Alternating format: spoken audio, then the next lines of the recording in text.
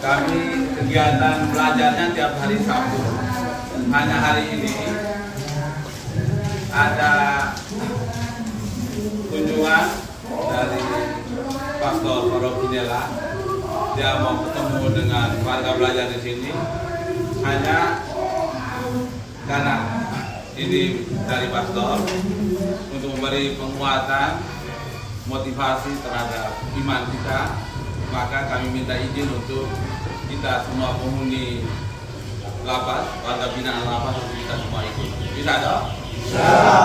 Sebenarnya kami hanya warga kami belajar di sini itu hanya 13, tapi ini ada kegiatan keputusan dari gereja, dari yang sering mereka sering bina umat, sehingga hari ini ada kunjungan spesial dari Pastor Paroki Nela, dan kita semua diharapkan ikut dalam hal kegiatan motivasi hidup kita dan motivasi iman.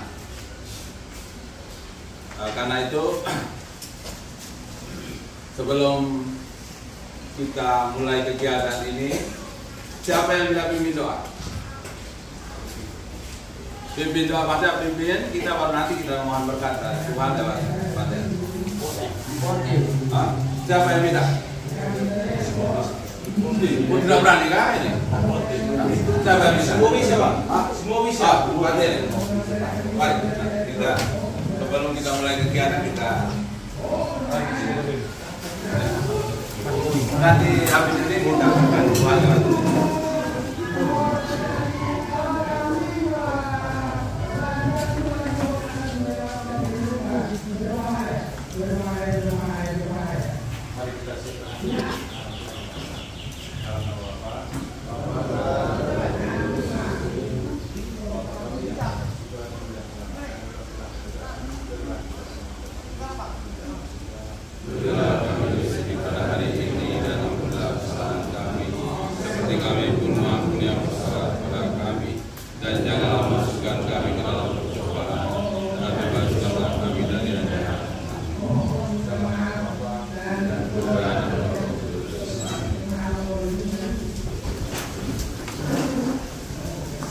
Selanjutnya, saya mohon kesediaan Bapak Pater untuk memulai kegiatan motivasi iman dan penguatan iman pada kegiatan. Pakai baju besar.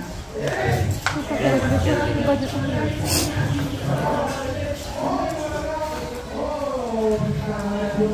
Baiklah, terima kasih untuk kesempatan yang sudah diberikan kepada saya. Selamat pagi semua. Selamat pagi semua. Baik, sebelum kita melanjutkan kegiatan kita ini, baiklah saya memperkenalkan diri dulu ya. Nama saya Pater Iren Lolan SPD. Saya Pastor Paroki Santo Antonius Padua Nela. Pertama-tama saya ucapkan selamat Paskah untuk kita sekalian. Selamat Paskah. Harap semua sungguh-sungguh merasakan perayaan Paskah. Di sini juga rayakan Paskah, toh? Ya, hari ini saya sungguh merasa senang, sangat bahagia bahwa saya punya kesempatan untuk bisa bertatap muka dan juga bisa berdialog dengan saudara-saudara sekalian di tempat ini. Saya mohon maaf bahwa sudah menyita waktu, bahwa ada kegiatan di luar ya. Jadi minta maaf ya.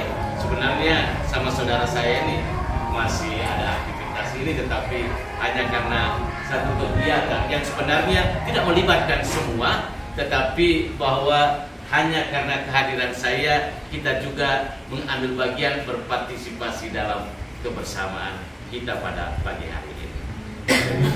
Harap tidak ada keberatan ya. Bagaimana? Bahagia atau tidak? Bahagia. Kalau di situ bahagia, di sini juga bahagia. Baik, kita berdiri sedikit, kan bisa berdiri sedikit ya. Ini saya dengar bahwa suara di sini itu bagus-bagus semua ya. Kita nyanyi satu lagu dulu.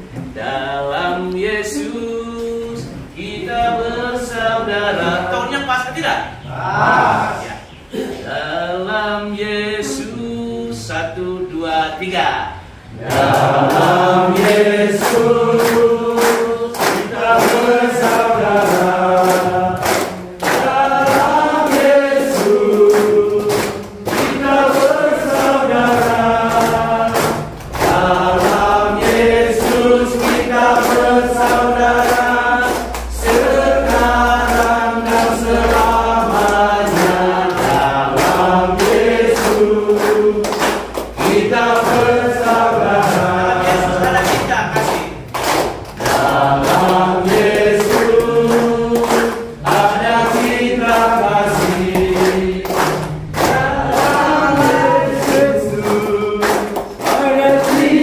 kasih. Dalam Yesus ada cinta kasih. Sekarang dan selamanya. Dalam Yesus ada cinta kasih. Terima kasih, silakan dulu. Padahal suara mereka baik. Baik, suara lebih jelek. Saudara-saudara sekalian. Baik, lagu tadi mau membuka pertemuan kita bahwa semua kita ini adalah bersaudara. Kita bersaudara itu berarti bahwa tidak ada perbedaan di antara kita. Datang dari mana, punya agama apa, dia punya suku bangsa apa, semua kita ini adalah sama. Dan memiliki satu nama, yaitu bahwa kita bersaudara. Dan dalam persaudaraan itu ada kasih. Kasih yang mempersatukan dan yang meneguhkan dan menjadikan kita sebagai saudara. Jadi jangan kita memandang satu sama lain bukan sebagai saudara atau siapa-siapa, tetapi bahwa kita ini adalah satu. Jadi saya yang berdiri hadir di sini dengan saudara-saudara sekalian yang duduk di sini, kita adalah satu. Kita bersaudara. Kenapa kita bersaudara? Apa yang menjadikan kita bersaudara? Karena kekuatan kasih Kristus. Kita barusan merayakan Paskah ya. Kristus bangkit.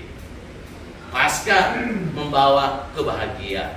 Paskah membawa sukacita. Dan sukacita Paskah yang sudah kita rayakan dan sudah kita syukuri bersama tidak berhenti di situ. Tetapi bahwa gema dari Paskah itu sendiri harus tetap kita hidupi. Kita berbahagia bahwa Yesus sudah bangkit. Dan kebangkitannya itu membawa sukacita untuk kita sekalian. Ya. Amin. Sama saudara dan saudaraku yang terkasih, hidup kita ini tidak luput dari setiap situasi yang terkadang membuat kita tidak bahagia, tidak tenang, tidak damai. Kendati pun dalam situasi seperti itu, satu hal yang pasti yang perlu kita taruh dalam hidup iman kita, harapan kita bahwa Tuhan selalu ada tinggal bersama kita. Ingat, setelah kebangkitan Yesus, dia berulang kali menampakkan dirinya kepada para murid. Kenapa berulang kali menampakkan diri kepada para muridnya? Karena dia mau meyakini mereka bahwa dia sungguh hidup, bukan mati lagi, hidup. Hidup dan kebangkitan Yesus itulah yang kita imani dan kita yakini. Memang bahwa dalam situasi-situasi tertentu kita mengalami kegelisahan, kita mengalami kecemasan, dan banyak perasaan yang membuat kita menjadi tidak nyaman, tidak damai. Namun ingat, kita tidak sendirian. Satu orang yang selalu pasti hadir, tinggal ada bersama dengan kita adalah siapa? Tuhan. Dia tidak pernah meninggalkan kita sendirian.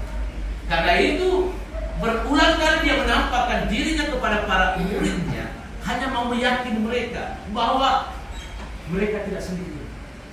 Sekarang dia sudah bangkit, hidup baru. Dan hidup baru itu dia tunjukkan dalam peristiwa penampakan itu, bahwa sekarang saya datang, saya hadir. Kita tidak menghayati iman yang mati, tetapi kita menghayati iman yang hidup. Dan iman yang hidup itu adalah Yesus Putra Allah, Paskah yang barusan kita rayakan. Itulah hidup baru. Itulah kebangkitan. Karena itu semangat hidup kita harus sungguh-sungguh menunjukkan kebangkitan Yesus. Bahwa Tuhan sungguh bangkit. Baik, sama saudara Bu yang terkasih, nanti saya omong dulu ya, baru kita bisa saya bisa buka kesempatan untuk sama saudara juga bisa omong toh, bisa toh, atau bagaimana? Jadi saya omong duluan, setelah itu saya beri kesempatan kepada sama saudara untuk bisa omong. Kita bisa sharing, kita bisa bercerita bersama. Jadi bukan hanya saya sendiri, tetapi bahwa saya juga pasti akan melibatkan kita semua untuk bisa sharing bersama. Kita omong-omong, tetapi bahwa ini namanya apa ini? Halo, namanya apa? Alkitab. Inilah Alkitab, buku iman. Buku yang menjadi pegangan pedoman hidup untuk bisa mengenal Tuhan dan seluruh ajarannya ada di dalam kitab suci. Karena itu, kalau kita umat beriman memiliki kitab suci, lalu kita tidak membacanya, berarti kita tidak tahu ajaran dari Tuhan itu sendiri. Seluruh ajaran dan pengenalan kita akan Tuhan itu sendiri yang kita iman itu ada dalam kitab suci. Kadang-kadang dalam situasi tertentu kita merasa seperti itu, toh? Benar atau tidak? Benar. Kadang-kadang kita pertanyakan, benar atau tidak ya Tuhan ini yang hadir juga bersama saya atau tidak? Saya dalam situasi seperti begini, apakah Tuhan masih tetap ada, tinggal setia bersama dengan saya? Itu wajar, pertanyaan wajar. Siapa saja, bukan hanya saudara-saudaraku, termasuk saya juga. Dalam situasi-situasi tertentu, keberadaan Allah bisa dipertanyakan. Kita bisa pertanyakan. Saya buka kesempatan dulu untuk sama saudara. Mungkin ada yang mau sharing, ada yang mau tanya atau apa-apa, silakan. Kita buka dalam kebersamaan kita ini. Ya, waktu dan kesempatan saya berikan. Kita omong-omong saja ya. Yang penting jangan maki saya. Halo, yang penting jangan maki saya. Oke, silakan. Waktu kesempatan saya buka. Siapa yang mulai dulu? Mungkin ada yang mau tanya, silakan. Atau ada yang beri masukan begini, silakan. Atau ada yang mungkin mau sharing yang lain, silakan. Yang tanya, yang bisa saya jawab, saya jawab. Kalau memang tidak bisa, saya bilang, saya belum bisa jawab. Saya tunda dulu jawabannya. Ya, silakan. Ya, silakan. Terima kasih Pak Ter. Ini bukan satu pertanyaan, tapi satu masukan saja. Ya.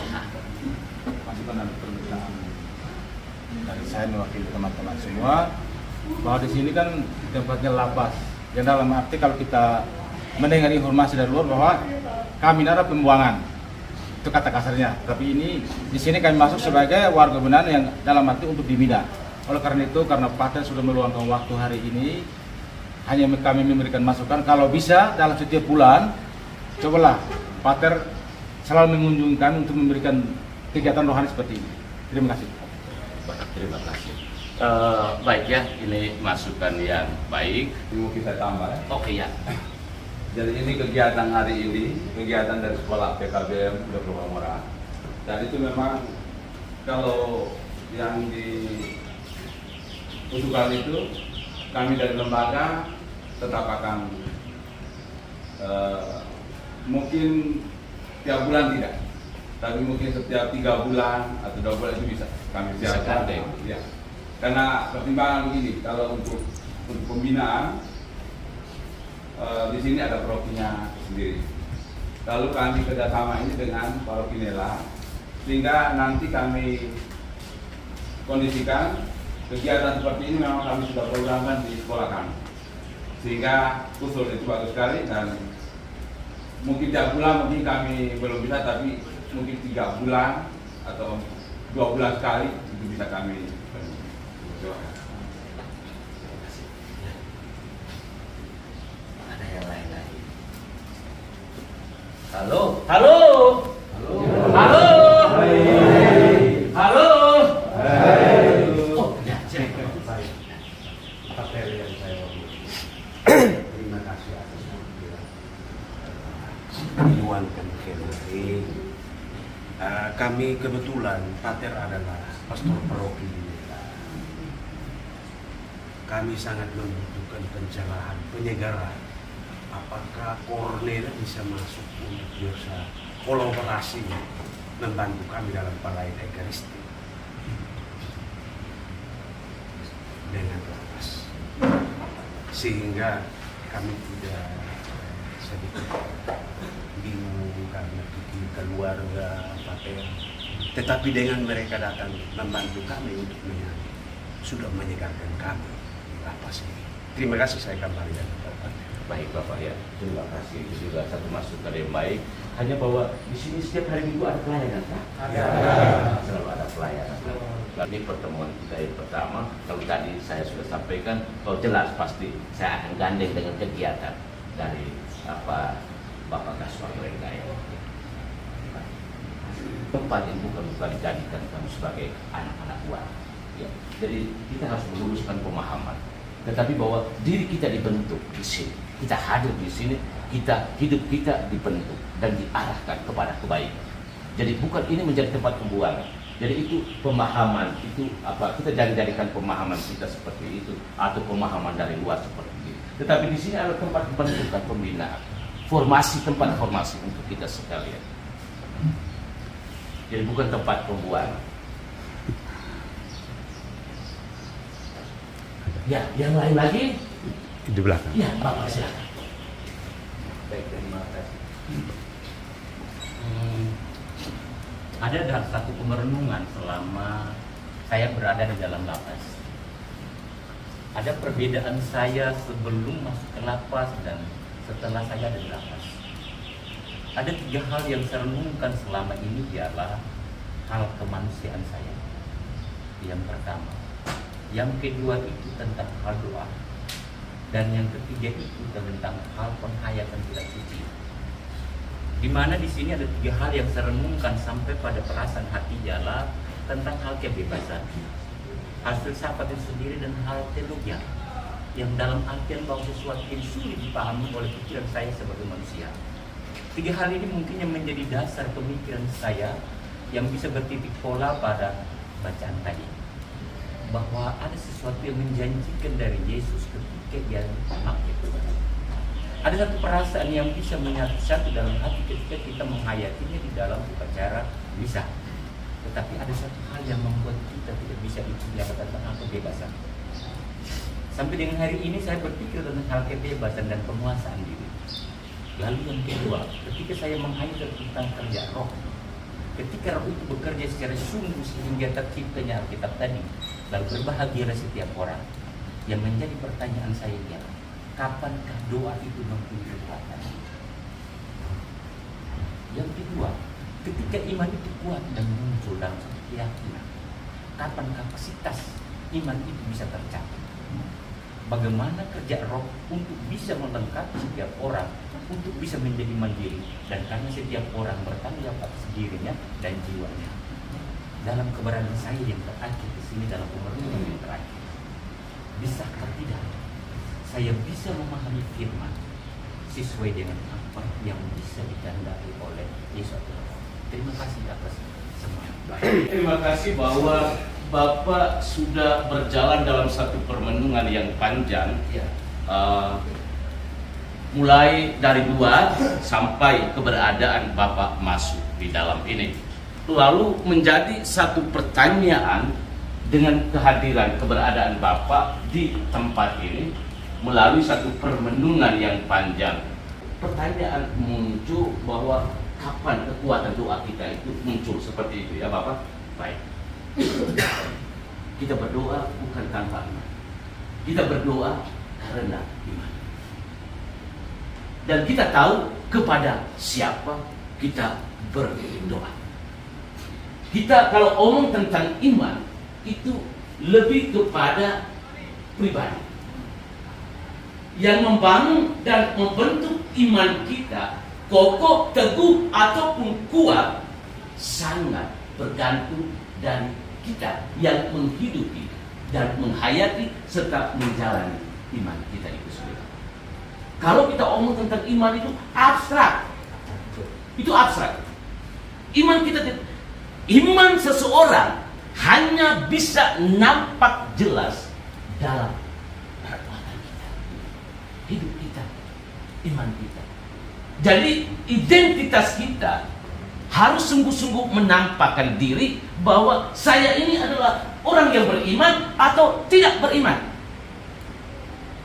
Jadi orang hanya tahu bahwa identitas kita ini sebagai orang beriman. Ini orang yang tidak beriman. Orang yang tidak beriman berarti orang yang tidak kenal Tuhan. Orang yang beriman berarti orang yang kenal Tuhan. Yang kenal Tuhan itu pada saat-saat tertentu. Jadi kenal Tuhan pada saat-saat tertentu, hari-hari tertentu. Setelah itu ya kita punya iman karena dia naik, dia turun. Tergantung dari kita. Nah, tergantung dari kita. Menjalani dan menghidupi itu tuh kita, pribadi kita. Jadi seringkali umat mereka minta, Pater tolong doa untuk saya dulu Kak. Tapi ingat, kita sendiri juga harus meyakini. Kita juga bisa berdoa. Sepertinya bahwa kita meragukan keberadaan iman kita. Jadi kita minta orang lain untuk berdoa, tetapi kalau kita tidak berdoa, kan sama saja tuh bagaimana? Betul. Jadi kita minta doa tadi dari luar tadi orang lain hanya untuk mendukung kita, tetapi kekuatan yang paling pertama itu ada pada kita, diri kita. Jadi yang pertama saya mau katakan seperti itu ya. Jadi saya seperti kalau begitu doa itu wujud intensi. Bagaimana Bapak? Kalau begitu dalam pernyataan tadi, apakah doa itu merupakan satu wujud intensi? Jadi dalam doa kita menyampaikan niat wujud intensi kita. Jadi apa yang mau saya persembahkan? Jadi doa tadi itu saya mau, sekarang saya mau berdoa. Niat apa? Wujud apa? Intensi apa yang mau saya persembahkan? Ya, mungkin secara pribadi, saya hari ini berdoa untuk ya kesehatan saya. Tuhan, saya berdoa ini intensi khusus bahwa saya selama di sini saya tolong anugerahkan saya cukup saat ini saja kesehatan yang baik. Supaya saya bisa sehat, karena itu beri saya ketenangan, pikiran, hati saya yang damai, aman. Itu niat saya, intensi saya. Jadi dalam doa saya membangun satu niat intensi. Jadi kadang-kadang kita bawa intensi niat terlalu banyak, tetapi baiklah bahwa saya hari ini jadi saya hanya persembahkan ini satu niat, satu wujud, satu intensi. Mungkin dalam satu minggu ini intensi khusus yang saya persembahkan. Kita berdoa belumlah cukup. Bagi orang Katolik, seluruh doa kita itu mengarah pada puncak yang satu, yaitu Ekaristi Kudus. Ingat, Ekaristi. Jadi kita berdoa, tetapi ingat, doa kita semua, devosi kita semua itu dia mengarah kepada satu. Puncaknya itu apa? Ekaristi Kudus. Jadi saya berdoa, karena orang bilang, ayo mari kita pergi misa. Ayo saya suruh doa. Ingat, belum cukup. Doa belum cukup. Puncaknya itu yang satu tadi itu Ekaristi. Justru disitulah mendapat kepenuhan seluruh doa. Begitu ya Bapak? Baik. Saya minta maaf. Ya, silakan. Sedikit. Refleksi batin tadi. Ya, silakan. Ada satu pertanyaan yang muncul pada waktu saya di sini dalam renungan yang kedua, ialah kenapa ada kunjungan dari surgawi? Mengapa ada kunjungan dari surgawi? Bunda Maria hadir dalam pernyataan di Keluaran sampai dengan terakhir Joakim dan anak. Itu suatu perencanaan. Kemudian lahirlah Yesus dalam satu perencanaan perjanjian Allah yang dalam kepenuhan yang terakhir seperti yang kita lihat. Lalu segalanya terjadi menurut yang sudah ada di dalam firman. Yang menjadi pertanyaan saya, kenapa mereka rencana baik. Kenapa juga harus ada kunjungan dari surgawi? Menurut saja Yesus juga harus ada dan doa saya. Terima kasih. Baik. Kita umat beriman, kita mengimani satu Tuhan. Tetapi bahwa dalam diri satu Tuhan itu ada kerjasama dalam 3 pribadi, Bapa, Putra, dan Roh Kudus. Bapa dia tidak bisa kerja sendiri tanpa Putra. Putra juga tidak bisa kerja sendiri tanpa Roh Kudus. Amin. Tiga-tiganya harus bekerja sama. Dan justru kerjasama dari Bapa, Putra, dan Roh Kudus ini mengarah kepada satu tujuan, yakni keselamatan. Jadi kerjasama antara Bapa, Putra, dan Roh Kudus sesungguhnya mengajak gereja juga harus membangun kerjasama. Gereja tidak bisa berdiri sendiri. Dia juga harus terbuka dan bekerja sama untuk sebuah karya keselamatan. Inilah rencana yang baik yang selalu dibangun oleh Allah Bapa, Putra, dan Roh Kudus. Baik. Jadi yakinkah dengan syarat itu yang harus perlu kita iman itu ialah seperti yang dahulu Musa, bahwa Allahnya hidup. Demikian pula dalam pernyataan kebangkitan yang akan kita dapatkan itu adalah Allah kita hidup. Itu merupakan dasar iman sehingga segala sesuatu mujizat dan segala kekuatan iman itu boleh dapat terjadi. Dan wujud terakhir ialah doa, baca kitab suci, dan terakhir ketika bisa betul terungkap. Terima kasih. Baik, terima kasih. Jadi ingat bahwa yang terakhir tadi itu kita menghayati iman yang hidup. Karena dia yang kita imani adalah Allah yang hidup. Kita tidak mengimani Allah yang mati. Kita mengimani Allah yang hidup. Dan Allah yang menghidup itu telah menghidupi iman kita agar tetap selalu hidup selama-lamanya. Amin. Ya. Baik, terima kasih banyak. Apakah termasuk juga iman dapat menyelamatkan setiap orang karena doa? Iya. Amin. Amin. Itu bisa. Karena iman menyelamatkan. Dan itu kekuatan dan keyakinan. Ya. Mana? Ada. Tapi baik, Bapak terima kasih banyak ya. Saya bisa berpikir bahwa ternyata doa punya kekuatan dan iman punya kekuatan, hanya bisa satu, percaya bahwa Yesus itu adalah Allah yang hidup. Iya. Amin. Ya. Kita percaya bahwa Yesus adalah Allah yang hidup. Jadi kita mengimani Yesus, Allah Bapa, Putra, dan Roh Kudus hidup. Kita tidak mengimani mereka sebagai 3 pribadi yang mati, tetapi 3 pribadi yang hidup. Tapi baik, saya senang sekali bahwa ini juga membuka wawasan kita teman-teman yang lain. Terima kasih banyak Bapak. Halo, bagaimana? Ada yang mau tanya lagi? Salah. Oke, saya. Ya, saya. Baik, terima kasih Pak Ter, kesempatan yang diberikan kepada saya. Saya mau berbagi pengalaman iman. Sampai sekarang ini saya masih berdiri di sini, sampai di keluarga, masuk di lapas. Itu puji Tuhan, saya mengalami pribadi bahwa Tuhan itu benar-benar hidup. Karena pada saat saya jatuh sakit, semua tangan kaki sudah dingin, tapi air mata sudah turun. Ternyata puji Tuhan, Tuhan masih memberi nafas kehidupan kepada saya. Itulah Tuhan yang tidak kelihatan, tapi dalam diri saya Tuhan hidup di dalam pribadi saya. Terus saya bersyukur hari ini saya bisa bertemu Pater sebagai orang Larantuka. Saya pernah menginjakan kaki di Larantuka, ikut prosesi Larantuka. Untuk Malaka saya yang mengurus untuk berangkat bersama dengan Belu. Jadi puji Tuhan kami naik ferry di Teluk Gurita. Jadi puji Tuhan saya punya kunyado juga orang Larantuka. Terima kasih Pak. Ya, baik, terima kasih ya. Jadi ya sekali lagi bahwa kita mengimani Tuhan yang hidup. Dan terkadang ada banyak hal yang terjadi dalam hidup kita yang kita tidak bisa mengerti dengan akal manusia kita, dan itulah yang kita sebut misteri.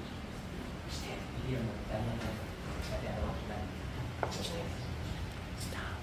Jadi, baik, terima kasih. Saya sungguh bahagia bisa bertemu, bisa tukar pengalaman, kita saling sharing. Mudah-mudahan nanti kita bisa bertemu di kesempatan lain. Dan saya harap bahwa pertemuan kita yang pertama ini akan membuka lebih banyak diskusi sharing, kita saling meneguhkan. Jadi bukan hanya dari saya, tapi dari sama saudara sendiri. Jadi kita saling sharing, saling meneguhkan dan saling menguatkan satu sama lain. Amin. Amin. Jadi izinkanlah saya menyampaikan banyak-banyak terima kasih untuk waktu kesempatan yang sudah diberikan dan sudah sama saudara saya sudah luangkan datang, kita saling mendengarkan bersama. Duduk di sini kita saling mendengarkan dan kesempatan ini menjadi momen berahmat untuk kita saling meneguhkan dan menguatkan. Yakinlah bahwa kita tidak berjalan dan berjuang sendirian. Satu orang pasti yang selalu mendampingi dan menemani kita adalah Tuhan itu sendiri. Jadi baik, saya kira saya sampai di sini. Sekali lagi terima kasih dan mohon maaf ya, saya terima kasih. Jadi hari ini saya mau sampaikan ini bahwa kalau bapak adik-adik yang belum tamat SMA, kalau mau bergabung di kami silakan daftar dengan membawa ijazah terakhir dan kartu keluarga. Ini saya.